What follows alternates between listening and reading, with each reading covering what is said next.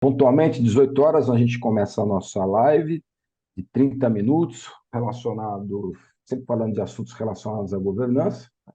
Normalmente fazemos a cada 15 dias, mas o nosso calendário tem tantas oportunidades aí que a gente está fazendo uma vez a cada semana, né? Então, semana passada a gente estava juntos aí com o Gaspar e hoje nós estamos juntos com Ricardo Cato para poder falar sobre a relação dos ODS, né, dos Objetivos de Desenvolvimento Sustentável da ONU, com as três letrinhas aí populares hoje em dia no mundo do conselho, que é o ESG. Né? E trouxe o Ricardo Cato, que é um conselheiro no Instituto Integral Brasil, no Grupo Angra, na Humanizadas, conselheiro também na Impact Hub São Paulo e no Centro de Recuperação de Educação Nutricional. Né? Então, ele tem uma atuação bastante larga em conselhos. Né? E é especialista no assunto, né? mais no sentido dos ODS e mais no sentido, que vai ser o foco da nossa conversa, da preparação, né? Da liderança do mundo executivo face, né? aos ODS, face as demandas do ESG. Então, Cato, entrego para você fazer a sua apresentação, né? Aí você me devolve para a gente começar a nossa conversa. Legal, Yuri. Queria te agradecer, você e a Celinte, Vanderlei, tudo por essa oportunidade. Dar as boas-vindas aí para todos, todas que estão nessa live hoje com a gente. O tema que a gente conversou é sobre os Objetivos do Desenvolvimento Sustentável. Ela é uma agenda global que foi consagrada em 2015 no famoso Acordo de Paris. Teve algumas idas e vindas entre governos que não quiseram mais manter o compromisso e saíram, depois voltaram, né? Teve a era Trump e a era Bolsonaro bastante contrária a esse movimento, mas é um movimento global que nasceu bem antes disso, né? O meu engajamento foi em 2010, 2012. Eu tive a oportunidade de ir na Rio+20, que estava comemorando 20 anos da Eco 92, né? Foi um fórum da ONU no Rio de Janeiro, cuidando dos temas de mudanças climáticas e tal. E 2015, realmente, com o Acordo de Paris, uma nova agenda foi acordada, né? Com compromissos de 193 países para não só redução de gás de efeito estufa, mas também combater a, a pobreza, fome zero e produção sustentável de alimentos, saúde e bem-estar. São 17 objetivos do desenvolvimento sustentável que foram acordados entre esses países e cada país assumiu alguns compromissos, algumas metas. O Brasil também fez esse compromisso. E, na verdade, o país ele depende muito do setor privado para conseguir dar Uhum. conta desses desafios, qualquer uma das nações, e é um compromisso planetário, né? No setor privado, as grandes empresas, empresas globais que têm envolvimento em diversos países, também foram signatárias desse tipo de compromisso, e, e foi o início de uma força para o que hoje a gente chama de agenda ESG. Já existia agenda de sustentabilidade nas organizações, mas a agenda ESG ela ganhou força após esse Acordo de Paris, após esse compromisso das ODS e após uma reunião do Fórum Econômico Mundial que cunhou o termo capitalismo de stakeholders, né? Esse Uhum. capitalismo onde os stakeholders influenciam é, na estratégia das organizações. Então, eu estou aqui para contar um pouco para vocês, aí, compartilhar um pouco das minhas experiências nesse assunto e falar de um pouco de como que isso deveria estar inserido na pauta de agenda estratégica dos conselhos de administração. Bacana, assim, só a título de curiosidade, né? Nessa reunião do Rio+20, né?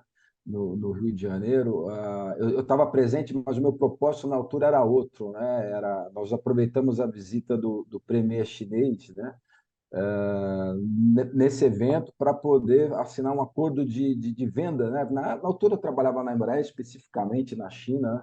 E essas celebrações de comércio, né? De vendas de produtos Brasil-China, sempre se dão em momentos em que os presidentes estão juntos. Né? Então, foi um momento onde a gente vendeu alguns aviões para a China, né? E a presidente Dilma, mais o premier chinês, né? Estavam presentes ali na cerimônia de assinatura do propósito. Né? E, por curiosidade, também foi no mesmo dia onde teve uma deposição do presidente do Paraguai. Né? Não sei se você lembra, né? Foi exatamente no mesmo dia, então gerou uma confusão tremenda se teria ou não a reunião dos dois presidentes, não sabia se Dilma socorria o Paraguai ou se ia para o evento do Rio+20. Mas, enfim, é a título de curiosidade aí, de coisas que a gente vai lembrando aí quando os caminhos vão cruzando. Né? Mas, só reforçando, né, as perguntas e os comentários são super importantes, apesar de que eu e Cato aqui combinamos uma sequência de perguntas, né, mas a gente sempre vai dar atenção à pergunta que vem da plateia. Né? As nossas lives são sempre gravadas, então estarão disponíveis aí no nosso site e no nosso canal do YouTube, sempre 24 horas após a realização do evento. Né? E aí eu já mando a primeira pergunta para o Ricardo. Né? Então, qual é a relação dos ODS, né, com o ESG? Né? Então, na introdução do Ricardo, ele já deu uma pista, né, dessa relação. Né? E agora a gente vai ter um tempo bom para fazer a composição correta aí da resposta da pergunta. Então, vai lá, Ricardo. Legal. Então, na verdade, esse termo de ESG, ele traz um pouco do nível de maturidade que as organizações têm com relação aos desafios que a gente tem como sociedade e como planeta, né? Eu posso encarar os assuntos de governança social e ambiental como os riscos que eu, como organização, estou tendo, a licença que eu preciso para operar, o nível de governança que eu tenho que ter do meu impacto ambiental ou do meu impacto social. Eu posso encarar como algo mais proativo e falar o que eu posso fazer, que impacto eu posso gerar para o meio ambiente e para a sociedade como um todo. Então, tem a ver com as causas que eu abraço, o que eu posso produzir de diferente. Quando eu olho para as ODS, ODS são compromissos de países, Uhum, onde o globo está passando por necessidades. A gente está crescendo a população, tem mais de 8 bilhões de pessoas no planeta, os recursos naturais são finitos e, portanto, a gente precisaria ter uma otimização da utilização dos recursos para ter bem-estar, saúde, prosperidade em cada uma das nações. E para isso a gente precisa de mais igualdade, diversidade dentro das organizações para poder entender claramente as demandas que as diversas classes sociais ou diversas nações têm, né? uhum, Para poder. Então, eu olho para a ESG muito como uma pauta de compliance. Se eu uhum, fizer bem o meu ESG, eu estou bem com o compliance. Agora, quando eu olho para a ODS, eu olho como oportunidade, no seguinte sentido: olhando para as competências que eu tenho como organização, como que eu posso aproveitar essa pauta de demandas da sociedade, das nações, e reformular meu portfólio de produtos e serviços para ser alguém relevante nessa pauta, né? uhum. Então, eu olhando para os 17 Objetivos do Desenvolvimento Sustentável, eu posso gerar uma agenda de inovação, de estratégia totalmente diferente. Então, Uhum. essa é a relação que eu faço. Às vezes, a ESG é muito interpretado como gestão de risco, e a agenda ODS eu gosto de trazer muito mais como uma gestão de oportunidades. Bacana. Tem uma pergunta da Priscila aqui, mas antes eu vou trazer um ponto. Né? A minha percepção com relação ao tema, né, que o ESG é um cunho é um cunho do mundo financista, né? Então, vamos enquadrar essas coisas dentro dessas três letras, né? Quando a gente traz os 17 ODS, né, face à escolha, né, da organização em avançar com o ESG, é sempre interessante ir nesses ODS, conectá-los à estratégia da organização, né, e linká-los com o ESG, né, para poder fazer a composição dos 17, aqueles que são mais relevantes em função da estratégia, né, e desenhar a política de ESG. Tá correta essa linha de Tá, raciocínio, Ricardo? tá correto, porque Uhum. a política ESG de uma empresa seria o que ela está fazendo para colaborar com um plano maior, que é o plano do país, que é o plano dos 193 países signatários da ODS, né? Uhum. Então, se você tem operação em diversos países, provavelmente cada país tem algumas particularidades na agenda ODS. E aí, para Bacana. você operar nesse país e colaborar com aquela agenda daquele país, você teria que estar olhando para o seu portfólio de produtos e serviços e estar se adaptando a isso. E a necessidade de um conselheiro especializado Boa. eu, Uhum. eu acho que tem a ver muito. Eu acho que todos os conselheiros deveriam começar a estudar um pouquinho dessa lógica. Hoje, é óbvio que é que nem a gente fala que era o movimento da qualidade, né, da qualidade total há tempos atrás. Você precisava de um gestor de qualidade total para inserir uma cultura de qualidade dentro da organização. Então, hoje você precisa de um especialista SG para inserir a cultura de ESG dentro da organização, mas depois de Uhum. um tempo você não precisa mais disso. A ideia é que todo mundo consiga conversar e consiga aquilo seja impregnado dentro da cultura da organização. Então, e óbvio que tem que ser a nível de conselho, porque é uma decisão estratégica da Uhum. organização. Né? Por exemplo, quando você fala do S dentro da organização, é você trazer os stakeholders para o seu mapa estratégico. Como que eu afeto os stakeholders? Como é que eu troco capital com meus stakeholders? Como é Uhum. que eu gero valor para todos os stakeholders? Né? Porque se eu estiver gerando valor para stakeholders, eu sou importante na sociedade e eu vou ter longevidade na minha empresa, eu vou perpetuar a Uhum. organização. Bacana. Então, por isso que ele é um tema estratégico e não um tema de gestão. Né? Às vezes o pessoal fala, gestão é SG. Eu falo, não, estratégia é SG. É lá para cima, né? Eu acho que é por aí. E por isso que eu acho que tem que ser no conselho. E você pode trazer uma pessoa para, inclusive, ir trocando ideia com os demais conselheiros e ir criando a cultura de pensamento estratégico em ESG. Acho que Uhum. essa é aqui.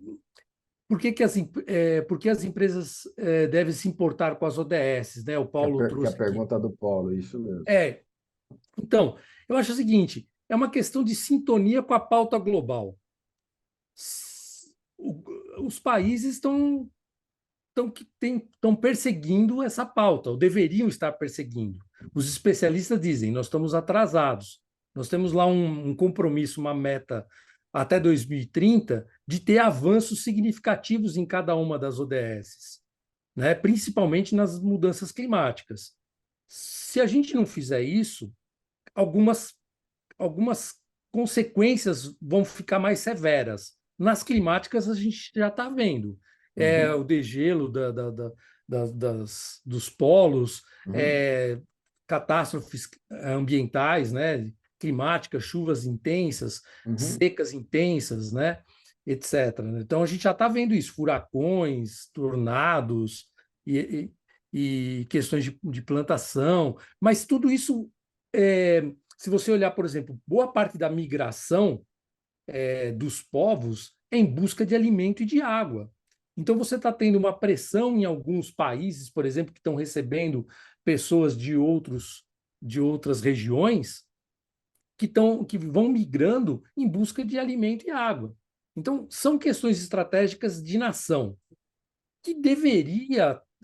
Aí, o poder das organizações, as organizações têm poder político, tem poder econômico, tem poder tecnológico, tem capital intelectual para gerar soluções.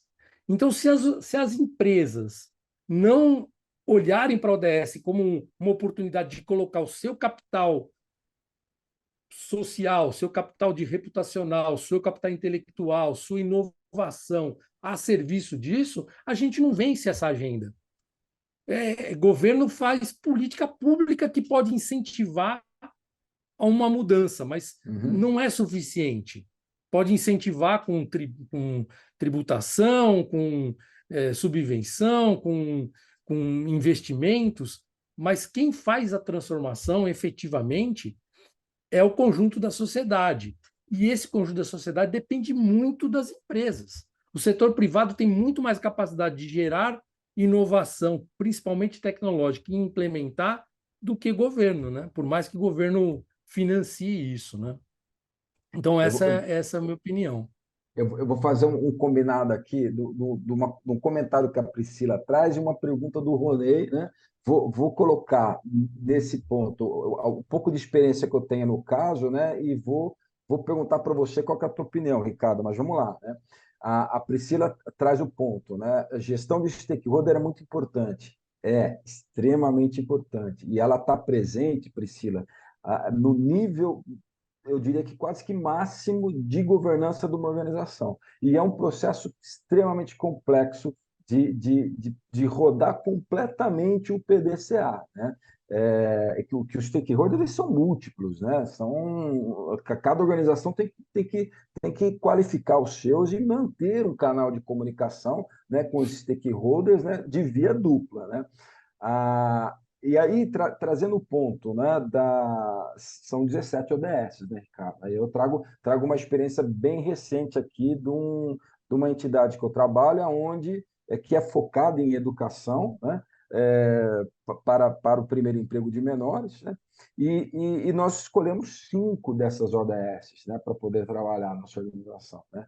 E aí, né, por consequência, assinamos um compromisso com a ONU, né, dizendo que nós, entidade Gantt, temos um compromisso de desenvolver essas 5 ODS, né, e ao ponto que você assina esse compromisso com a ONU, nós temos que, uma vez por ano, dar conta, né, do desenvolvimento dessas ODS, né?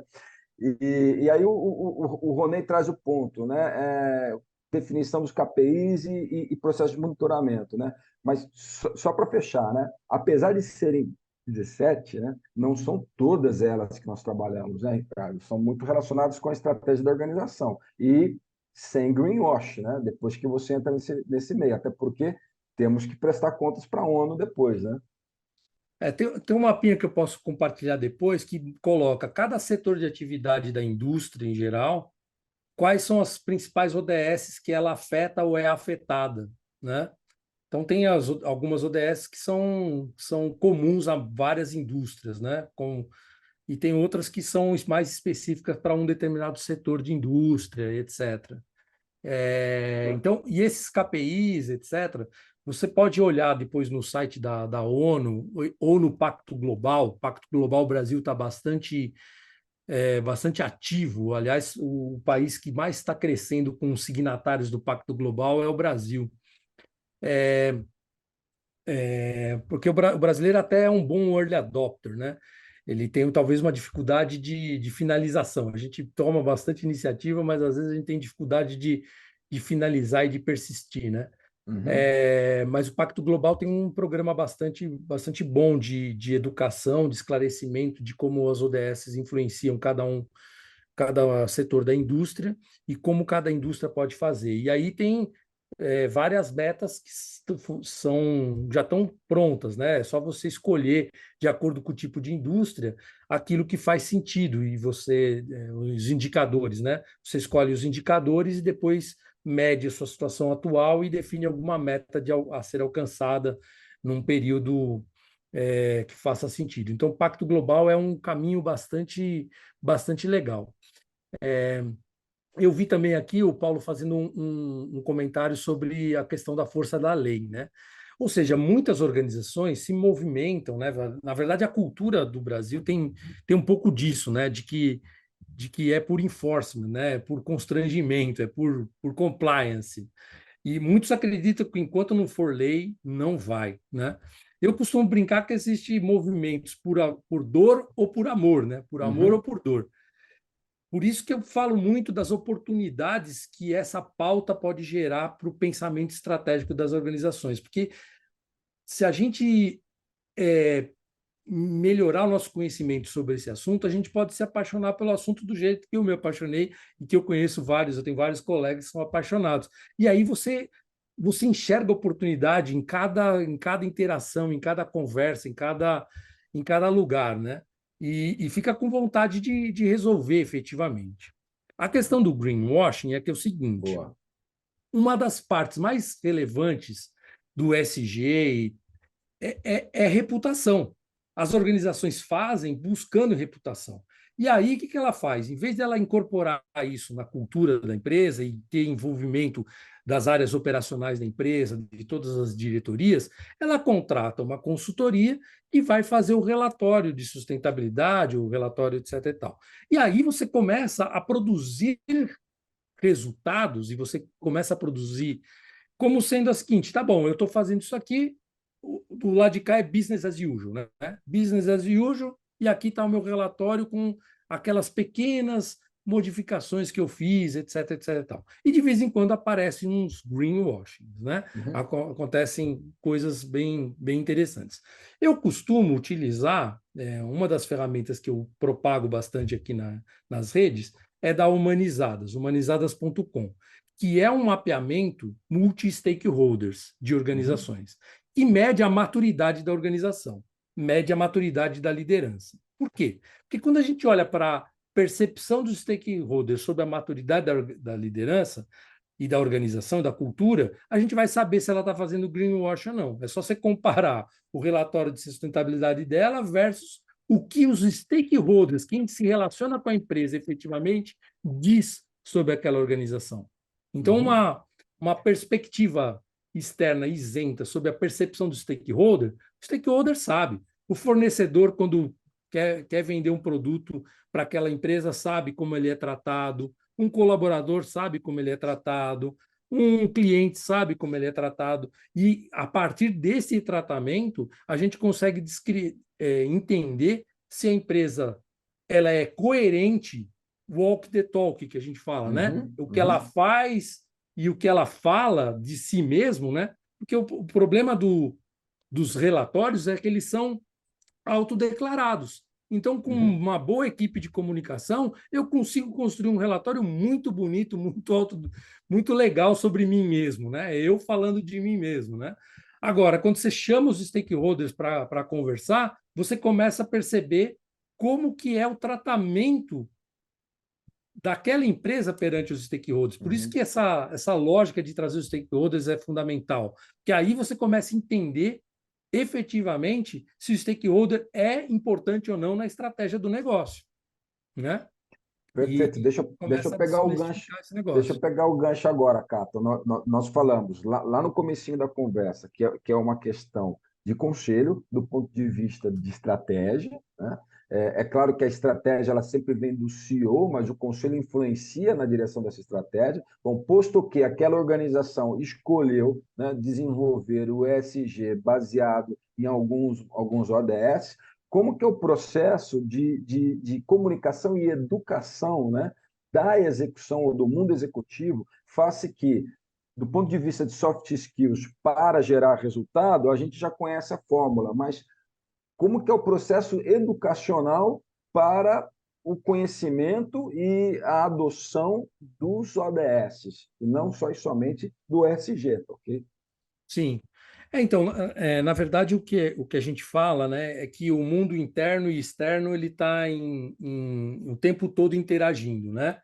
É quem eu sou modifica o que eu faço e ao fazer eu modifico quem eu sou. Então, um dos trabalhos de desenvolvimento das pessoas para uma estratégia de ESG ou ODS é fazer o autodesenvolvimento, é Uhum. trabalhar os estágios de autoconhecimento e os níveis de consciência da equipe. Se eu trabalhar autodesenvolvimento, eu melhoro como eu me apresento ao mundo, o que eu faço e quem eu sou são são variáveis da mesma equação. Uhum. Então, se eu quero conduzir uma boa estratégia de ESG, invista nas pessoas, no autoconhecimento das pessoas, na autoconsciência das pessoas. Tenha uma intenção deliberada de desenvolvimento de gente, porque elas automaticamente começam a se preocupar com o impacto que elas têm no ecossistema, na sociedade, no planeta, e automaticamente começam a trazer soluções para aquilo. Então, Uhum. essa é o, para mim, é o pulo do gato, ou seja, porque senão o que eu posso acontecer? Eu posso implementar práticas, mas será que eu vou ser genuíno nessas práticas? Será que elas são consistentes ao longo do tempo? Se eu não implementar, se eu não tiver pessoas que produzem processos, que produzem resultados? Se são pessoas que produzem processos, que produzem resultados, eu preciso trabalhar nas pessoas. Eu incentivar as pessoas a conhecer mais do pensamento sistêmico, do pensamento complexo, porque o que a gente está falando dos ODS, nós estamos falando de questões planetárias, da Uhum. sociedade como um todo, de um acordo de 193 países. Eu estou falando de complexidade. Para entender essa complexidade, eu tenho que ter um autodesenvolvimento, não só de conhecimentos técnicos, mas também de conhecimento de quem eu sou, quais são os meus sentimentos, ter autoconsciência, né? Então, tem características, tem uma lista de competências para serem desenvolvidas. Então, eu tenho aqui tem um movimento acontecendo no mundo chamado Inner Development Goals, que são os objetivos do desenvolvimento interno, que é o Uhum. que eu tenho que fazer no desenvolvimento interno de cada um de nós e de nós como coletivos para dar conta dos Sustainable Development Goals, né, do desenvolvimento externo. Então, o interno e externo fazem parte dessa equação. Quanto mais eu desenvolvo o ser humano, melhor eu tenho condições de, de me colocar frente aos desafios complexos que a gente tem na sociedade. Bacana. O Ricardo, essa live ela tá típica porque a turma está fazendo bastante debate no bate-papo. Não sei se você está conseguindo acompanhar, mas eu estou aqui e isso é bom. Isso é bom que a diversidade de pensamento, de ideias aqui fortalece, né, a construção sobre o conceito. Mas para fechar aqui, que nós temos 3 minutos, né? Vamos lá. A gente sabe que, né, a gente sempre tem boas intenções, a gente entende, né, os impactos, né, da não prática do ESG, da não prática, né, dos ODS, mas a gente tem que fazer essa construção, né, essa construção estratégica e, ao mesmo tempo, isso tem que gerar valor para a organização. Né? Então, baseado na tua experiência, nesse percurso de vários conselhos que você atua, né, como que é a tradução desse investimento todo, né, na valorização da empresa, no valuation da empresa, tanto no sentido tangível quanto do intangível? Putz, legal essa pergunta, Yuri. É relativamente recente o movimento dos grandes fundos de investimento e dos analistas de investimento olharem para essas questões ESG. Tem aí 3 anos que teve o Fórum Econômico Mundial, onde foi cunhado o termo capitalismo de stakeholders, que Uhum. o Larry Fink ele faz todo ano, faz uma carta aos CEOs. Larry Fink é o da ai, como é que é o nome agora do fundo dele? Me fugiu aqui. É, que, Salt Rock. oi? Não é Salt Rock? BlackRock. Ah, BlackRock. BlackRock, exatamente. BlackRock, isso. Da BlackRock, Uhum. que administra acho que 9 trilhões ou 12 trilhões de investimentos, né? E tem participação em tudo quanto é empresa, né? Se bobear pelas participações cruzadas, tem participação em quase tudo que tem de capital aberto Uhum. no mundo aí, né? Em termos de participações cruzadas. E quando ele começa a cobrar dos CEOs uma postura mais responsável com relação às questões da sociedade, do planeta e etc., você começa a despertar um movimento de valorização das empresas mais responsáveis com relação a isso. Então, é um movimento muito recente, já existem alguns estudos mostrando retorno sobre investimento dessas organizações. Às vezes, o retorno é de mais longo prazo, não é de curtíssimo prazo, até porque o mercado varia.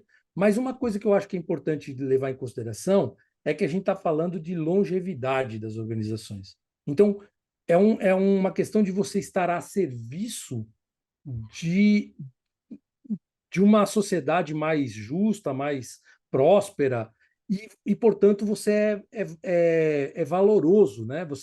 Você tem valor para a sociedade.